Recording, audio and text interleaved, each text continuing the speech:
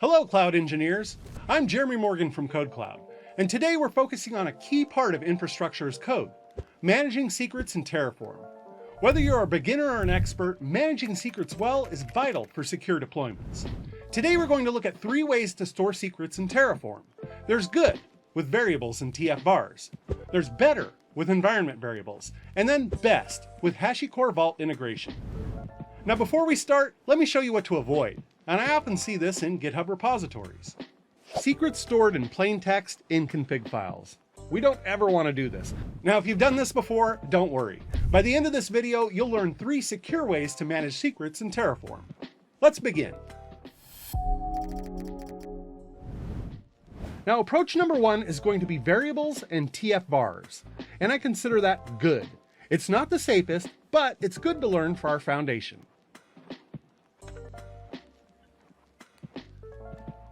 So first, we'll create a variables.tf file.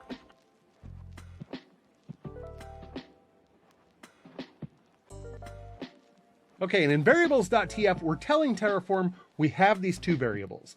We don't know where the data is coming from to populate them, but we want to make MySQL username and MySQL password available to Terraform. And we can see here we have a description, the type is string, and insensitive equals true. Now, notice this line, it's crucial. It tells Terraform to mask this value in logs and output. So this basic protection helps accidental exposure. Now let's create our main.tf. Okay, now what we're doing here is actually a big breach of security. However, we're doing this for demonstration purposes. So I'm creating a resource named local file. And that is named credentials file. And what it's going to do is it's going to create a file called MySQL_credentials.txt, and it's going to write out these values to that text file. Something we would never ever want to do, right? But we're doing that so that we can prove that these values are being taken from the different sources and being written to this file. So it's just good for demonstration purposes. So I should be able to run this, and it should be able to grab the username and password and write it to a text file, right? Let's see if what happens when we run right now. We'll do a Terraform init.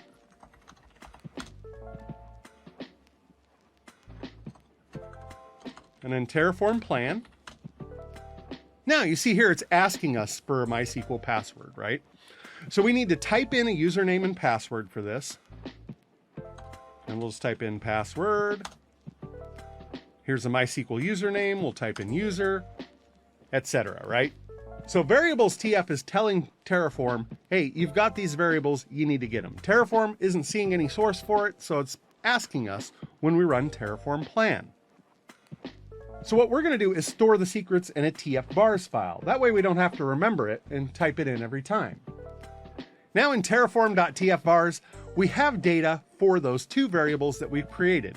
We have Jeremy and then password 123 because we're being super secure here, right? So let's try this now. We'll do a Terraform apply. And you'll notice here that it's asking us if we want to perform these actions, but it's not asking us for the MySQL username or MySQL password anymore because it found it in TFvars. So I'm going to type in yes to write this. And here's our file with our MySQL username of Jeremy and the password of 123. So it's taken these variables from this TFvars file and using them. So if we were actually connecting to a MySQL server here, it would be using this username and password to connect to it, which is great. So this is one method of storing secrets. Now, you're still storing secrets in a plain text file, so it's not that great. And you'll want to add this terraform.tfvars, or whatever you name it, you'll want to add that to your git-ignore so that it's not stored in your repository. So this approach is better than hard-coding secrets into your config files, but there are risks. The secrets are still stored in plain text on your file system.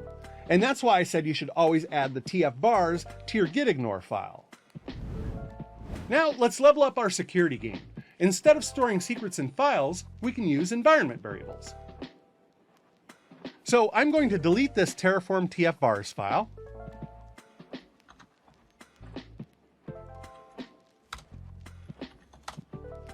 So Terraform is still going to have to go out and look for MySQL username and MySQL password. What we're going to do is store them as environment variables on our system. Here's how we'll do that. So notice here, I'm typing in export TF_var_MySQL_username equals Jeremy2, and I'm changing that so that we can see the change when it writes it to the text file. So notice this capital TF _ capital var _ prefix that I have here.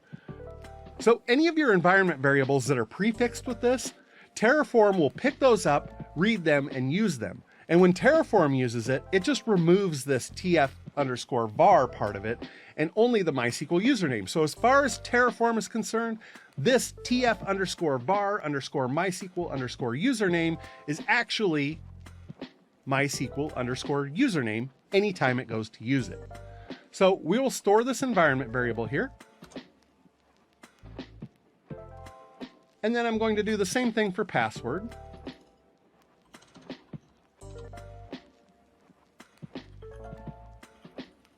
And for the password, I'm going to say, we're going to get more secure than the last time and say password 1234. Now we have both of these variables here. So we should be able to run Terraform again, and it will look for different sources for these two variables in variables.tf, and it's going to find these two environment variables that I just created. So we're going to do a Terraform plan. And we don't see any big errors there. So we're going to say Terraform apply. Now you'll notice here we go with a prompt, and this is the basic prompt that we always get when we run Terraform apply, right? The yes, but it's not prompting us for a MySQL username or a MySQL password. If it did, then we'd know that it doesn't have these two variables populated.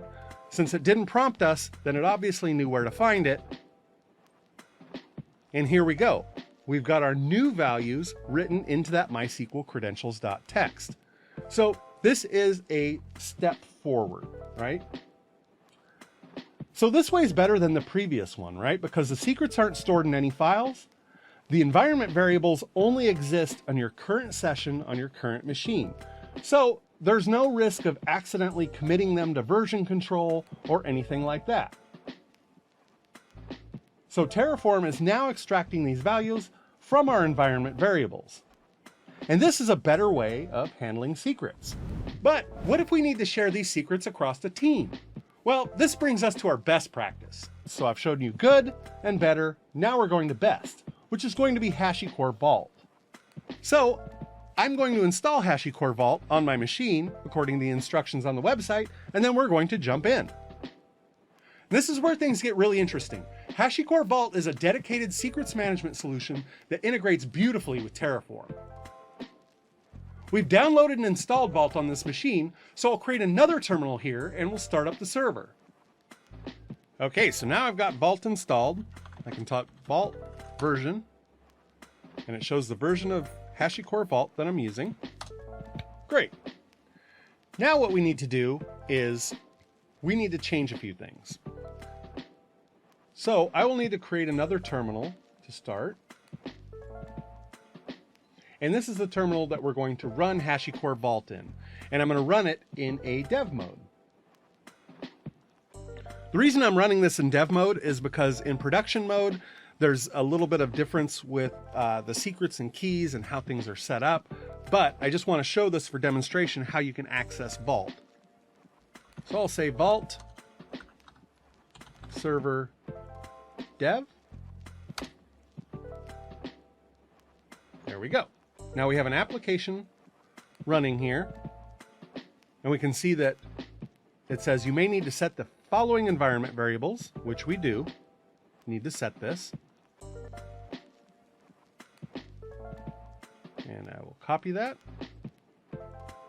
Now, you can see here we have an unseal key and a root token. We're going to need this root token in order to connect to the vault. Okay, and we'll go back to our other terminal here, and we will add that vault address to our environment variables. And now we need to type in vault secrets enable dash path equals secret KV. Now secret might already be created, as it is in this case. It says path is already in use at secret. So we can start storing things there. So I'm going to type in following command, vault KV put secret my app database, and I only have to do this one time. MySQL username, this time we're going to be Bob123. MySQL password, we're going to put in super secret. And there we go. Now they're stored in our vault. And we can verify that by typing in vault kv get secret my app database. We can see here we have a SQL username and password stored. Now, in the production version, you won't be able to do this vault kv get unless you have the proper permissions. So that's one thing that you might be thinking right now is, oh, well, can any of our developers just type in vault kv get secret? No, in a production environment, you wouldn't be able to do that. But right now we're set as root. So we know we've got the secrets stored in our vault, right? So this is off on a server somewhere else. So any developer that's building a Terraform plan on their machine can get the access to those values. So in our main TF, we need to set up a vault provider. And here's what our provider looks like. The provider's name is Vault. Our address is going to be localhost 8200, and then token is going to be var vault _ token. But where does that come from? Well, we're going to have to set another environment variable. But we'll save this for now. Now here's the magic part. Instead of storing secrets in Terraform, we'll fetch them from HashiCorp Vault. And what that means is we no longer need these two variables because they're going to be retrieved from Vault.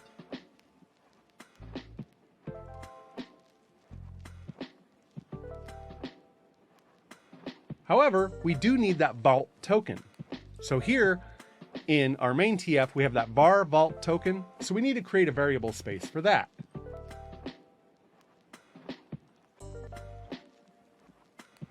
And that's going to look like this. And notice we're marking this one as sensitive equals true also. And this is going to be the vault token that's just used for authentication. Now we need to set that vault token. Here's how we can do that. We'll type in export TFvars, again, because this is going to be a Terraform data field that we can read. Vault _ token, which is what we've named it here. And then this is going to be that root token that we saw in our other screen. We scroll up here, here's the root token. This is going to be the value that we store as an environment variable.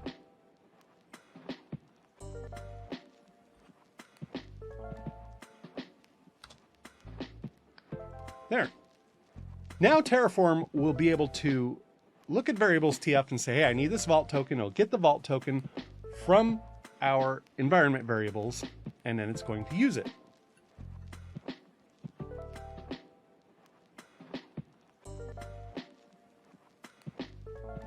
So the last thing we need to do is, in order to fetch them from Vault, is we need to add this here. So we've created the Vault provider. Now we need to tell Terraform where in Vault this stuff is stored. And it's stored in secret my app database, which we created earlier. So now if we run this, it won't quite work, right? Because it's still looking for those old variables. So let's change this.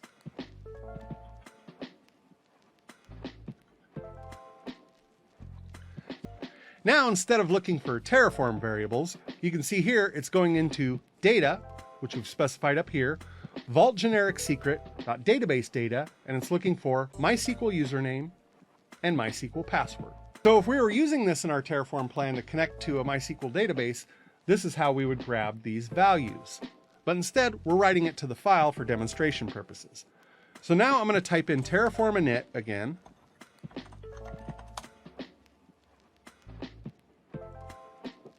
And we can see here that we have a problem. I made a typo.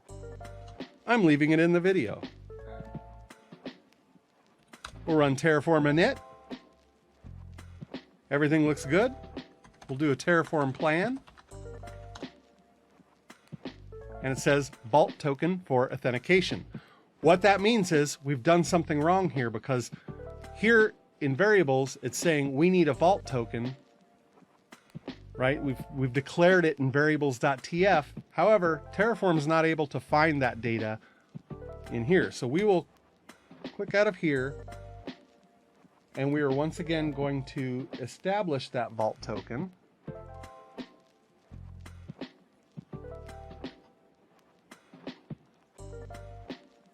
And maybe I put it in wrong. So we have it in here under TF_var_vault_token. And then I'm going to grab that token from here. We'll go back here.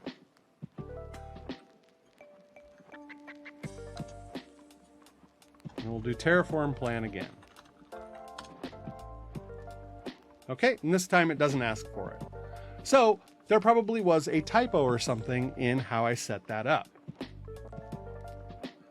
Just remember, you need to put in uppercase TF underscore uppercase VAR underscore before that for it to be recognized by Terraform. Now it looks like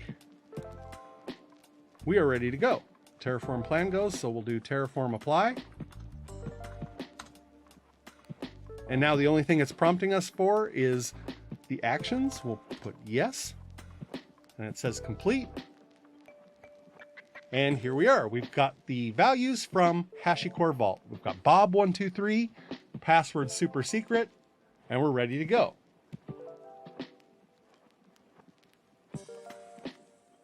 So it's now pulling our values from the vault. And we can verify that by looking at this file that we're writing to. Let's break down why this is so powerful. You have centralized secrets management, fine-grained access control, you can configure automatic secret rotation, audit logging, and much, much more. Before we wrap up, let's cover some essential security practices.